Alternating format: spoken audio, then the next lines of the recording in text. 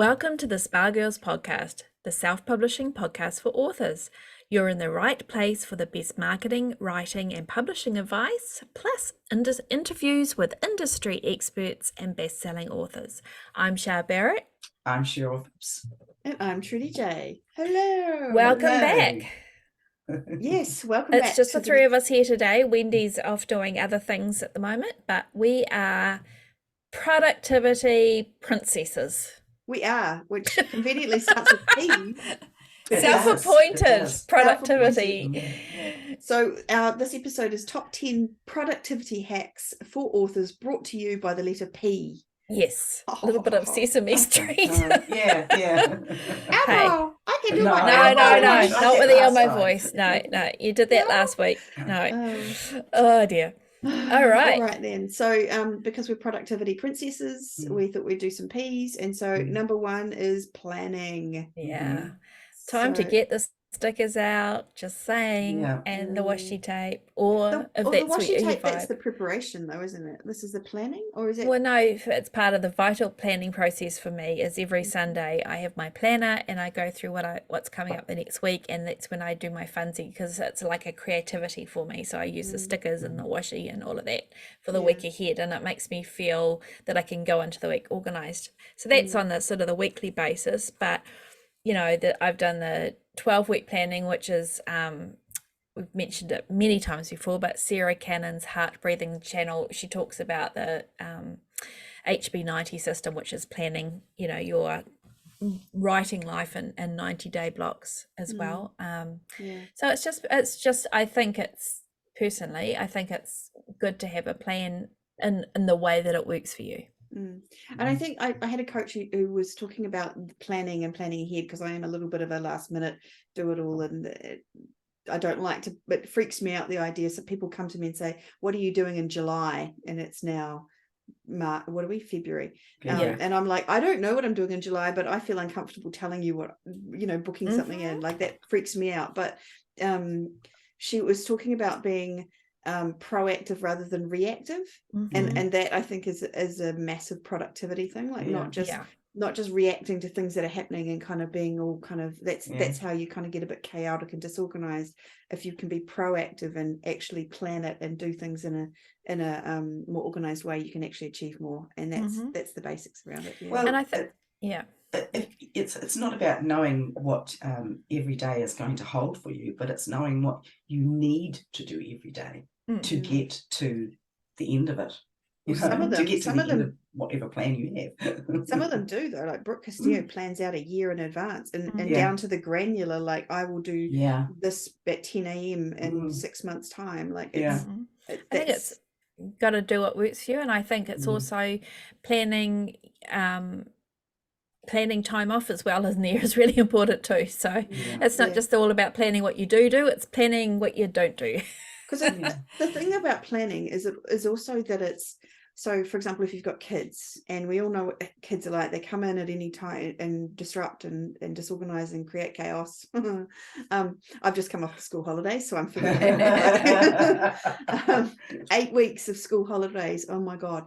But what you with that kind of stuff, when you're planning it, you can kind of say, okay, this is my kid time when I can be 100% focused and involved and in person with my kids, and then this is my work time, and say to the kids, look, I will be there 100% with you when it's your time, but this hour or whatever is my time, and I need you to go away and read quietly or do whatever. As long as they're not a baby, I guess you can't say that to babies. No. You know, older kids, you can kind of say, look, this is, and then you get to focus, because if you're trying to do a little bit and you let the kids come in and they're, you know, all that kind of stuff, then you're taking away from your family time as well, because you're worrying about the things. Like that's what I find anyway. It's like if you don't give yourself this actual time to do your stuff away from the kids, then when you're with the kids, you can't concentrate properly because you haven't been able to do what you need to do. It's one or the other, isn't it? Like and it actually is better for the kids, because then you get to focus on them properly when it's the kid time, versus all of it being intermingled. It's just it's, sorry, that was a very long way of saying just make sure that you I think so okay, first so thing done. That's planning done. So the next one is preparation. And at first I was saying, oh, maybe that's the same as planning, but Shah assures me that it's not. So No. she's going to explain I why. think it's different, and that planning is, to me, planning is, if you know the tasks that you have to do, it's making sure that those are lodged somehow in your schedule. Preparation to me is more about, okay, I'm planning to write and publish a book in the next 3 months. So preparation to me is doing those steps that you do in order to do that. So it might be, if it's a new genre, market research, but you're looking at covers, it's all of that kind of preparing, setting things in conditioning, place. training, if you like. I almost think of it as like when I'm writing a book and I'm doing the plotting. That's the preparation. That's the setup, so that I know the characters, I know what's going to happen. I know whatever universal fantasies that are going to be in each book, each chapter or whatever. And then when I come to write, which is actually the doing of it, then I can just move through it much more smoothly because I've done the preparation. So there's that. And I've got it too for the marketing side of things, because I do mine out for a year, and then once I've decided what I'm going to do over that year, then I have to break it down. Like if I'm going to do a series promotion and I need book 1 to be free, I have to make sure that I put that in and allocated those 3 days. And then what's going to happen with the other books? Am I going to do some swaps? Then I've got to contact those people, that sort of thing. So that's where I think the divide for advertising comes from the preparation, from the planning. So it is like a next level.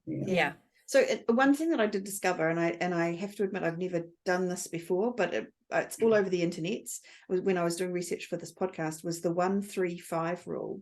Have you guys heard of that one? No, I have not. So it's one thing, one big task that you're going to do. You break it down into 3 medium-sized tasks, and then and then you break it down into 5 smaller tasks that you do. So it's kind of like, then you interesting. And so you don't have to be doing that. So and we're talking about marketing, say the one big task is maybe a launch of a book, then you could break it down into 3 smaller things, and then 5 even smaller. Then you can be working on the smaller stuff without having to kind of feel like oh no, the launch is too big, I get overwhelmed by the big stuff. And you can do work on one smaller thing that's a part of the overall project, and not feel like you're overwhelmed, I guess. Nice. So that's supposed to work that. really well. I would go out and look at research a bit more, because my description of it may be imperfect, but there's definitely a lot of people who swear by it, and a lot of because when you're doing something like that, it's often related to a timing thing. So if you're launching, there's going to be stuff to do pre-launch, and then as the book is launching, and then afterwards to keep that tail going. So I think that would work really well for something like that. I mean, I agree. What are the things you need to do to make those things happen at that right time? No, I really like that. That's good. So that's a tip for preparation. Any other things that we do that you guys can think of for preparation? No, I think I think we've pretty much covered it on that one there. No. Editors, don't forget editors. Booking them in, things like that. I think the preparation thing is that it's good to go into the main task having had the setup in the right place, rather than, and if you're thinking of it in the writing context, it's like the difference between you sitting there trying to figure out what's going to happen next in the book and having a block on it and not being able to figure it out, versus you having it. And this is for me as a plotter, and I get that pantsers are going to see this differently, but having and being able to look into my chapter synopsis and go, okay, this is exactly what's supposed to happen in this chapter. It's going to set it up perfectly for the next chapter, and I just write it. And for me, and if I have to sit there and wonder, or I do a lot of writing and then it goes nowhere because I've gone in the wrong direction because I write myself into a corner, that to me is less productive than if I know exactly where I'm going and go exactly in that direction. And a perfect world. I know, and I do it too. Like when I'm writing, I go off on tangents and I go and I come up with brilliant ideas that were way better than anything I planned. But I mean, at least if you have that structure in place, it's almost it's that structure, right? That the preparation is putting the structure in place so that you can move faster through the process of actually doing something. So it's like having a rule that you can then give yourself permission to break, because it wasn't set in concrete anyway. Well, exactly, right? Like it doesn't matter if you break it, but at least if it's there to help you along. Okay, so the next one is so I called it procrastination. and it's just because I was trying to find a P word, not because I'm suggesting that you should all go out and procrastinate. Although we have had someone on the show talk about, and I think it was Julia Roberts, the creativity coach. I only remember that was because it's the same as the actress Julia Roberts. Anyway, and she talked about positive and negative procrastination. And so first of all, if you're procrastinating and you know that you should be writing, look at why you're doing that, and maybe it's positive procrastination. You're vacuuming because you're just turning over ideas in your head, and it's okay. That's just how you'll process. But if it's negative procrastination, as in you were supposed to have the book in last week and you still haven't started, then maybe that's not a good thing. You're in trouble, and maybe you need to figure out. And so some of the things I had around this were learning to say no to other things. Learning to say no to the person who wants you to go and have a coffee with them and gossip when you need to be writing or whatever. I don't know, prioritizing things. Oh no, that's the next one. So don't prioritize yet. And if it's negative, maybe look into the stories that you're telling yourself. Like, why are you procrastinating? What is it? Maybe you've got something there that you're saying, oh, I'm not good enough, or I don't know what I'm doing. Or maybe it's just overwhelming how much you have to do, which goes back to your 1-3-5 idea as well. So I think everybody does it to a certain degree at times. Some of us get stuck in that for longer than others. So yeah, I think positive. I think it's positive or negative procrastination is something worth looking at. And I think with procrastination, it's always, honestly, I think it's just always about what's in your head, don't you think? Like there's always, I think it's always rooted in fear of some type. And so, if you're looking for any further reading on that, Stephen Pressfield's work on resistance with creatives and writers is really kind of, I guess, would be the most well-known tomes on the subject. But also Eric Maisel, Maisel, let me just double check that, I'm pretty sure that's right. He has done a lot of work on kind of, like, he's a psychologist, I'm pretty sure, as well, around that. So there's you're not alone, that's what I'm trying to say. But there's some very good books out there and online, what am I trying to say? TED Talks as well on this site. Very insightful. So don't procrastinate is our point, unless it's positive procrastination, and then maybe we could give you permission for a short period of time. That's more percolation. Depends how long it's for. Right? Depends if what you're doing is actually going to move it along and have a positive outcome. Absolutely. So if you're procrastinating, find a way through that, because that's not helpful. Okay, so the number 4 is prioritize. And so basically figure out what's most important and then do it. And actually, this is where I have learned to say no to people and stay focused on what you want to achieve. So this is where the planning and the preparation. I was just going to say, this is very much very big on the planning side of it as well, because going back to what Sarah Cannon recommends, is that you actually, if you're doing your, for example, next 3-month plan, you block out the days that you just know you're not going to get to the writing, or and you don't count those in the time that you have. And I think all of us overestimate how much time we have to do something. Always in the short term, we always think something is going to take less time than it actually does, and we often overestimate 90-day planning, I've got 90 days. Well, actually, when you take out commitments, family commitments, health, you need some buffer time in there, blah blah blah, oftentimes you're down to 60 or 70 days out of that 90 days. And I think a lot of us overestimate how much time we actually have, whether it's on a month or actually in the day. So I know that it takes me about 4 months to write a full-length novel about 60k, but doesn't, because if something crops up, something that I cannot avoid, then that 4 months is already blown out. So for me, I know that I'm writing a bit faster, so I'm still saying 4 months, because I think you need to have some sort of idea in your mind of the length of time to do things. But you know, I've left it at that because I know that it's generous now, and that's going to allow me that time. So I think the further down your writing career, the easier it is to make sure that, you know, like, I mean, I could push another book in there into a year, but that would not do me any favors at all. Yeah. That would just create more stress. Yeah. So yeah, I think it's very important to know what you can achieve. And I think too, for prioritization, it's also you can't do all the things all the time. You can't do all the different types of advertising. You can't do all the promos. You just can't unless you're nobody's superhuman with 15 arms that can do it all. So I think you need to prioritize what it is you're going to do, like not just in the book creation, but also in the book promoting side of things as well, and do those well, rather than trying to set up ads over here and I'll do that course on book ads over, like it's just you end up doing there's a recipe for non-productivity then.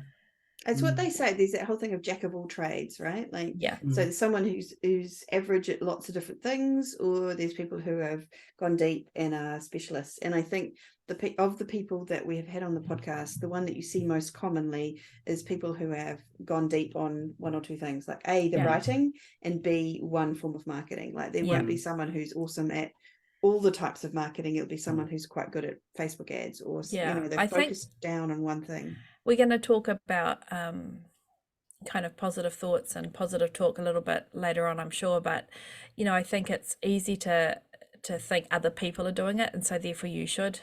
So they're not. No. Not the successful ones anyway. There might be people in your sphere who there'll be people trying, but but it's not a good idea. So and I think just sitting down, taking a breath and writing down what is most important, what you're trying to achieve. Like, are you trying to win all the awards, or are you trying to make money, or are you trying to become famous? Like, what is actually your goal? And because what you do for those three things is completely different. And you need to know that to be able to know what you're going to do. All right, so is that good for prioritize? That's good. Yeah. Okay, so number 5 is positive talk. Positive self-talk, this is boy, we're hard on ourselves. We, you know, I should be isn't that the phrase that we so often have? I should be writing more, I should be writing faster, I should be learning how to do dictation, I should be looking into AI, I should be should be So none of those things. So what we're going to say is we're going to be positive, and we're going to say I am doing the things I need to do to get myself where I need to be. And in order to meet the goals that I have for myself, not somebody else's life that they're living. And I think it's a good summation, actually. Honestly, just that's it. Don't be mean. Don't be mean to yourself, and just talk positively and be positive. Kind and positive to yourself. All right, so number 6 is play basically, or gamify it. Gamify it, right? So if you're struggling and you're procrastinating and you're not getting what you'd want done, an awesome thing is to gamify it.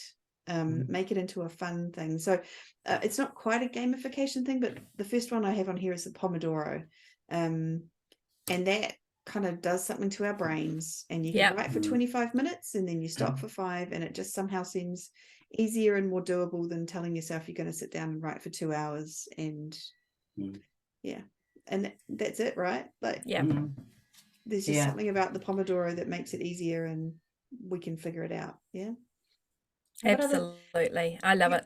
Do you guys do other stuff to gamify the writing for yourself? I think working on something that you don't want to be working on. Maybe you're finishing up a project. And I do it all the time. I mean, I don't tell people I'm doing it, but I say to myself, if you can get this last chapter written, or you can get this bonus epilogue written, then you don't have to do anything else on the book at all. You can work on your new project. Or you can make up some graphics or something like that, which I kind of like to do now, you know, as a bit of fun, bit of creativity in a different sphere. So but I'm always talking to myself about things like that. Word count would be another big one, right? Like, so it's huge. Beat my word count. How many words can I get in a day? How many words can I write in an hour? that sort of thing. Like you kind of Yeah. I have to write 2,000 words today, but what if I wrote 3? You know, what if I wrote 3? Then maybe later on the week I could have time off to do something else. I think that's why also writing sprints with other authors is so good, because you can kind of see other people being really productive, and then you kind of makes you want to, well, me anyway, makes me want to compete and want to make sure that I can kind of hold my own. It's so exciting because we're all going to get together. The 4 of us are going to get together very, very soon. And that's one of the things that I'm so excited about, because I think because I'm writing some short paranormal cozies, and I'm thinking that I could probably, in the time that we spend together, get at least one of them done. Wow. You know? Okay. And just things like that. I know that we've done it in cafes and that sort of thing, and that's boosted your word count. But planning for something like that, this is what I'm going to do. So I'm actually going to plan the book to a certain extent, let's be honest, before I go. So I know what I'm going to be writing about. Yeah. That's awesome. Go to the play. Yeah. So that's, and the other one I wanted to mention was the writing at the top of the hour thing that I learned off Melissa Storm actually years and years ago. And she said, you write at the top of the hour, you start at 9 a.m. in the morning, and you write and write and write until you get to 1,000 words, and then you can stop. And then when you get to the top of the next hour, so 10 o'clock, you start again, and you write and write and write 1,000 words. And I can write 1,000 if I'm going well and if it's all planned, and I can write 1,000 words in kind of half an hour or so, and then that gives me half an hour to go and do something else. But if I do that 4 or 5 times in a day, I've got 5,000 words, and it doesn't feel difficult when you do it. It feels, because you're having all these big half-hour breaks and you're going away and maybe going and doing the washing or going and doing whatever, like it doesn't feel that as hard as maybe if you sat down for a full hour and slogged it out and had to keep going, because I think you get more and more tired as you go on. And then so by giving yourself these big massive breaks, you somehow kind of I don't know, giving yourself the ability to keep going for longer, perhaps. I don't know. And even if you're not going to write 1,000 words in an hour, because everyone, that's not doable, you could have that time, you know, make it doable, whatever you can manage.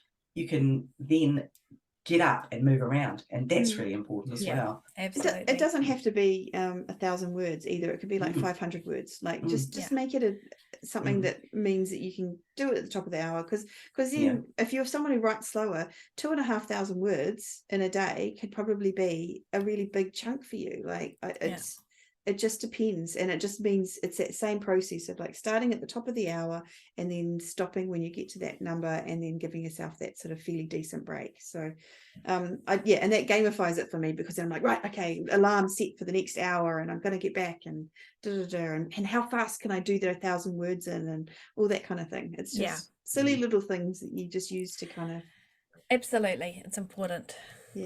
Not silly if it works. No. Okay, so number 7 is put pen to paper, which kind of goes with that. I think it's like gamifying it so that and maybe pen to paper as opposed to fingers to keyboard is one way of actually, you know, if you kind of changing it up. Journaling, writing, doing free writing, a la Anne Lamont, whatever her name is, Bird by Bird lady. And the other one with put pen to paper is that I think sometimes we think, or I used to think that you have to have like a 3-hour solid block of writing time to be able to get anything decent done. And what I've learned is that who has 3 hours uninterrupted very time. few. So and I always remember, I mean, Wendy taught me first, and she said I just write in the evenings while my husband watches TV, so I started doing that. I don't do that anymore so much, but and Elena Johnson, when she was on, she was talking about catching 10 minutes while waiting for her child to she had a card desk. I always remember that, like a little desk thing that she would put over the steering wheel. I mean, I don't know if she still does that kind of thing, but that was just, you know, like when she was getting the short bursts. Short bursts are just as good as if you need to give 2 hours in a day, but you can't have a 2-hour set thing. Look for the 15 minutes. You know, that's 8 15-minute sessions throughout the day. That maybe that's more doable for you. I don't know, but just make sure you're putting pen to paper or fingers to keyboard. Make sure that it happens, because that's the thing, right? Yeah, totally. Yeah. Okay. Anything else? No. Ready to move on, because in line with what you're saying, make sure it happens.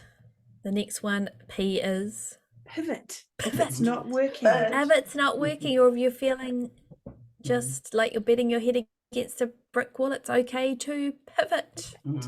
And that includes, like, there's that whole, what's it called? Something fallacy, sunk cost fallacy. That's the one. That's the one. And so don't feel like just because you've put too much into something that you can't pivot and change, because if it's not working. And it's not necessarily writing. It could be covers. It could be a blurb that you've spent ages on and it's not working. I mean, it could be anything. It's okay to pivot. And I think, again, we've talked to so many authors that have actually done that. It might not have been a 180-degree turn. It might have just been a 55-degree, but there's something that they've shifted literally in the direction that has moved them forward in a way that wasn't happening previously. And sometimes you need to do something else and let whatever that is kind of percolate, you know? And often, I don't know about you, but sometimes I thought something's absolute rubbish, and then I go back and read it, and it's not half as bad, or actually may just require a few tweaks. Yeah. Whereas you're talking about your own writing. Throw it out. Pardon? Yeah. Are you talking about your own writing, not someone else's writing? Yeah. Yeah, no, mine. You know, like you think, oh, just that's rubbish. I'm not going to use that, and you know, and then you find out that it's after you've given it some space. Yes. Yes. But you did that, Cheryl. You pivoted from writing straight romance to the cozy mysteries. And I remember that discussion, we were going through that, and you were kind of a little bit worried about, oh no, is this the right move, and should I be doing it? But would you say it's been a positive experience? It's been not only a positive experience, but uplifting in a lot of ways, because I've met some amazing people who have helped me. But you know, my sounding boards, and you know, just some of them are experts, I would say, in the industry as well. So I feel very grateful and fortunate, actually, for the Spy Girls, because that's how I found a few people. But interestingly enough, I'm pivoting again, because I write cozy mysteries, but they're contemporary cozy mysteries, and now I'm going into paranormal cozy mysteries. So there you go. Never say you just do one thing, because we're writers. We can write lots of things if we want. And that's the thing, and you are the master of your domain, and you can choose to do something else. It's okay. The number of times I've seen recently authors saying, I wrote this crazy book, and I thought no one would read it, and it's my most popular yet, kind of thing. Like KF Breen did that with the Magical Midlife series. I don't think she expected those books to be as popular as they are. And I've just seen Shannon Mayer has just put out a book called Golden, or it is coming out soon, and it's like, I think the main character ends up as a golden retriever. Like, so it's not the urban fantasy. No, quite a wolf. Yeah, but it's actually really intriguing, and I don't know if it's got out yet. Not, I can't, but I would bet money that it's going to be really popular, right? Like, and it's not your usual kind of thing, but it's gonna. She's good. Yeah, it just sounds really awesome. I think as authors, sometimes you just have to do something that is a bit different, and maybe it's not a good idea for your career in a lot of ways, but sometimes, you know, and sometimes you can pivot and it might not, but I guarantee you're going to learn something from it. You know, it might not pay dividends in the bank account, but it will in other ways. Even if it's to tell you that, no, actually, I was on the right track before. But that's okay. It's all data. It's right? okay. It's all information. Yeah, exactly. I just think pivoting, and especially if it's not working though. If it's something's not working, don't just keep plodding along in the same. You know, the definition of sanity: doing the same thing and expecting something to change. Like, just don't be afraid to try some new things. And sometimes and if it's about books, some books just don't hit. They just don't resonate. They can be well written technically. You could have spent all the money on the editing. You've got a appropriate cover, and just sometimes they just don't connect with the right readers. And it doesn't mean that you're a failure or that your writing's terrible or any of that. Just sometimes it's just not there. Sometimes it's just timing. Absolutely. What people want to read right then. Anyway, so that's good. So number 9 is be picky. And And so I want to explain what I mean by this before I'd be interested to hear. Yeah. No, it was be picky with how you spend your time is what I meant. And that was like there's a lot of social kudos that goes to people who are busy, I think. And I think there's a lot of busyness out there in the world, and it's not necessarily achieving things. So I could be perfectly amazingly busy for an entire day and achieve zero. So it's about be picky with how you spend your time. And that goes back to the planning and the prep, everything we've already talked about. But remember when you said to yourself, I'm going to give up my day job and I'm going to write full time. Remember how that sounded in your head? That meant you were going to go home and every morning you were going to get up and you were going to write all day long. And did that ever happen? No. I don't think that happened to any author ever. Exactly. That made the change. And those of us that aren't full-time writers, I think that's what we think it's like. I think there is a lot of mythology around. You sit there and you've got your nice white desk, like all those beautiful photos, and you've got your lovely white keyboard, and you've got like a steamy cup of coffee, or maybe you're in a moody kind of cafe with, and you're just there and the words just flow out. You have this mythology. So be picky about the myths that you buy in. I'd say that too. Little fantasy land. You cannot have coffee with your friends every single day and get your writing done unless you're writing in a cafe with your friends and you're both doing it. And you've got people who are bossy who tell you to actually write and not that's right. You need a timekeeper. I would also say be picky about the places that you spend time at when you're not writing, in terms of connecting with other writers or reading about the industry and that kind of thing, because there can be a lot of negativity out there. So I'd say be positively picky. Choose to be in the places and to interact in the forums or to be in the Facebook groups that you find uplifting, let's say it that way, that support you. Also be mindful about the time, be picky about the time that you spend, how much time you spend on those. Because it can alter how you see things as well. It can be very easy to buy into other people's visions or how they see things, how they are. Easy to get sucked down into the mass hysteria. Be picky about how you spend your time. If you don't write a book a week, then you're not. You're never going to make it. Or if you don't publish a book a quarter, you're never going to make it. All of that sort of stuff. You do you. So be picky. I just with how you spend your time, who you're hanging out with, and what you're actually working on. Be picky. So that was number 9. Number 10 is permission to make mistakes. You've got it now. We're giving you a virtual gold card that says permission granted. You have that permission.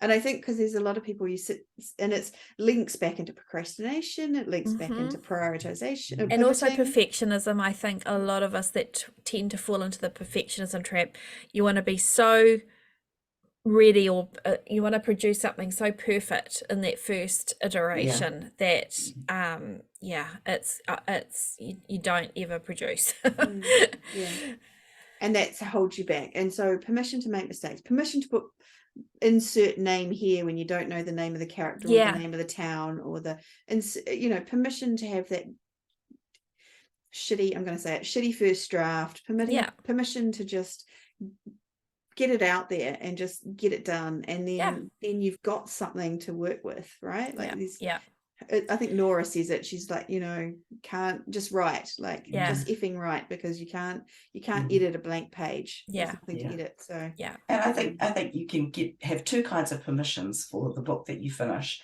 Is that you have permission to put it up, even if you don't think it's perfect, but you've done your very, very best. Absolutely. And you have permission not to put it up. Because that's not how you want to be known. You know what I mean? Yeah, So exactly. you get to choose. You get to choose. Absolutely. This is what is it? Choose your own adventure. This is this is life. Yeah, absolutely. And also permission to publish if you know, money is tight at the moment for a lot of people. And if you know, we always talk here about the best practices, you know, having it edited, having a two market cover, professional cover, all of that kind of stuff.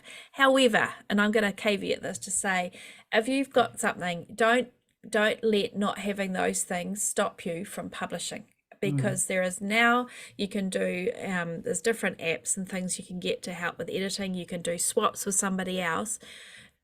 It's really easy for me to say don't let lack of funds hold you back from publishing, but I'm going to say it because I don't have many funds to do it. And you know, get a pre-made cover for $50, or do a swap with somebody else, maybe another author friend that's really good at covers, for example, that could, you know, that you can do it imperfectly is what I'm saying as well. Supposedly imperfectly. Just use it as a testing ground, you know, and absolutely. See and if you and look, and chances are, I think, to give yourself permission to accept that your first book isn't going to be a USA Today bestseller. I think that's another thing. Yeah, chances are it's not. Yeah. So it takes time. have Good your things training take wheels Fingers crossed. Yeah. We believe in you. Yeah, absolutely. They're part of the don't be afraid to make mistakes, is that this is an apprenticeship, right?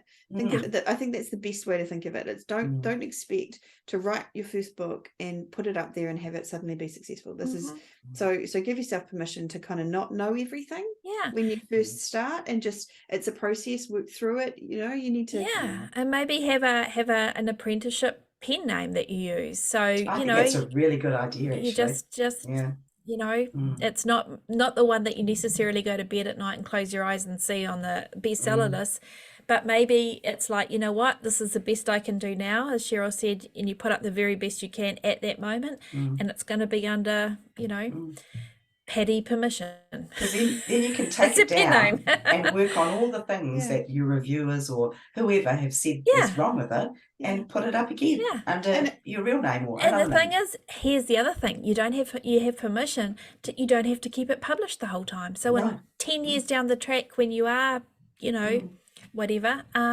it's okay. And also, I just want to point out the possibility that maybe none of those terrible things will happen, and maybe your books will take off. And exactly, and then you are going to be stuck with a pen name of Paddy permission. And so make sure it's a pen name that you actually like. Make sure it's a good pen. I'd Google it. Don't use Paddy permission. Use a cool pen name, but you know. Here's the thing: if it's on your hard drive, it's not going to. There's only so much you can learn from having a book that's not published. I think it's the most exciting time in an author's life, that first book. I think the world is your oyster. Who knows how it's going to look.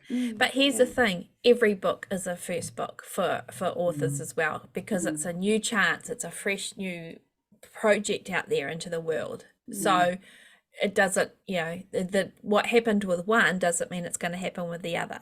And it goes both ways. We've had talked to a number of authors that have had an absolute runaway hit with a particular series. Thought they had done it with the second series or the second book, and done everything the same. Didn't, you know, again, going back to sometimes things just hit. The other thing I wanted to mention about mistakes is that you don't get anywhere, you don't learn anything, you don't figure out how to do stuff without making mistakes. There is no way to do this perfectly. There is no way to know exactly what is going to happen at every point. And this is like, how was it, Thomas Edison inventing the light bulb? It was like, I don't know how many thousands of times he got it wrong, but he did, and it was thousands. And then it was the one that got it right because of iteration and continuing to try and do one better every time you put a new one up. And that's kind of what we have to do as authors, and that's how it works. Every book we write is one book better, and agreed, through our careers, that's just how it works. And that's it. And that's it, because every time you format a book, you're going to be a little bit faster, you're going to know how to do it a little bit better. Every time you go through a self-edit process, you're going to, you know, have remembered, oh, okay, there is my bugaboo. So you know, every So Permission what is to it? make mistakes. Falling upwards, falling. I don't know. There's a saying. I think it's failing fast, and that's doing things really quickly and learning from your mistakes really quickly. I've heard that one around. Okay. But yeah, it's just I just think failure and mistakes are words that are maybe dirty words, just or have been in the past, but they are sort of something that we just, they're a part of our lives and how we learn and how we're going to get better. So embrace them. Yeah, embrace maybe it's them. not failing, maybe it's just learning. That's all it is. Learning. Exactly. Learning more as we go. Exactly. Yeah. So that's a 10, but I would like to add a bonus one there, and because I'm feeling generous, and it is how it's Aquarius season, so it's how I think. Podcast is number 11 on the P list. Pretty much every topic you can imagine is covered by the Spa Girls podcast and other podcasts, but our podcast, and we've got people talking on every single one of these P's. So do go back and listen. You can go to our website at spargirlspodcast.com. You can go to your podcast app. If you can't see them all, because it's a lot to go through, because we're at 380 plus by now episodes, go to our website and just type in a name, like for example we talked about Julia Roberts, and so they're all there. You've got an entire smorgasbord of podcasts. Listen at your own leisure. But I did think of another P word. Yeah, what? Patreon. Yes. This is all free, like Shah said, everything is free. But however, if you would like to sponsor us and help us keep the podcast going, please join us on our Patreon, which you can find. Where can they find us, Shah? It's just patreon.com/Spa Girls Podcast. Awesome. So yeah, come join us on Patreon. So yeah, that's our top 10, 12 list now. We've got 12. I know. So it's 10 P's and a bonus. That's a bonus epilogues are our Patreon and our podcast. How's that? Good work. So hopefully you got something out of listening to us talk about how we are productive and what we do and things that we've learned about. And go and listen to other podcasts, because it is definitely, this information is just an amalgamation of other people that we've had on the podcast. So definitely listen to previous episodes. But for now, go ahead and be productive. Yeah, go forth and be productive. Go right. We'll be back again next week with another episode of the Spa Girls podcast. But for now, farewell. Bye. Bye. Bye.